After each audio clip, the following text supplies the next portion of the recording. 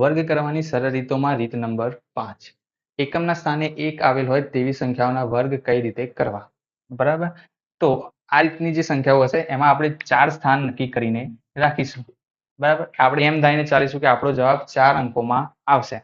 બરાબર? ઘણા જવાબો 3 અંકોમાં આવશે, પણ આગળના સ્થાને આપણે 0 લઈશું એ અંકોમાં.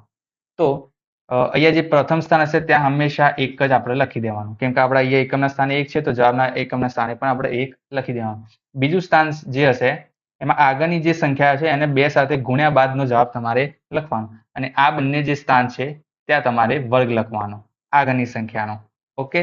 અહીંયા જો તમને 2 વડે ગુણાકાર કર્યા બાદ સંખ્યા ડબલ ડિજિટમાં આવતી હોય, એટલે કે 2 અંકોમાં આવતી હોય, તો આગળનો અંક જે હશે એ અહીંયા આપણે વધીમાં લઈ લઈશું અને વર્ગમાં જે જવાબ આવશે એમાં એ વધી તરીકે આપણે એને એડ કરી દઈશું. એ રીતે જવાબ આપણો આનો બનશે. એક્ઝામ્પલ તરીકે જોઈએ 31. તો એકમના સ્થાને હંમેશા 1 લખી દેવાનો. પછી અહીંયા 2 વડે ગુણાકાર કર્યા બાદની સંખ્યા, એટલે કે 3 ગુણ્યા 2, તો અહીંયા 6 આવશે. તેમજ અહીંયા આગળના બંને સ્થાને 3 નો વર્ગ લખવાનો રહેશે, જે થશે 9. તો અહીંયા આપણે 0 9 તરીકે, તો 961 થશે 31 નો વર્ગ. એ જ રીતે 41માં એકમના સ્થાને 1, 4 નો 2 સાથેનો ગુણાકાર 8 થશે, તો અહીંયા આવશે 8. પછી આવશે 4 નો વર્ગ એટલે કે 16. આ થઈ ગયો 41 નો વર્ગ. એ જ રીતે 51માં એકમના સ્થાને 1, 5 નો 2 સાથેનો ગુણાકાર 10 થશે, તો અહીંયા આપણે 0 લખીશું, તથા 1 જે હશે 1 ને અહીંયા વધીમાં રાખીશું. બરાબર? આ સ્થાને જે બી જવાબ આવશે એમાં 1 આપણે એડ કરીને લખવાનું.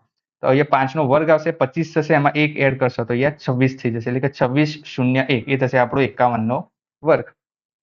એ જ રીતે 61માં એકમના સ્થાને 1, 6 દુ 12 નો બગડો, વધી પડી 1, અને 6 છે 36, એટલે કે અહીંયા થશે 37. તો આ રીતે બાકીની સંખ્યાઓનો વર્ગ શોધવાનો પ્રયાસ તમે જાતે કરી શકો.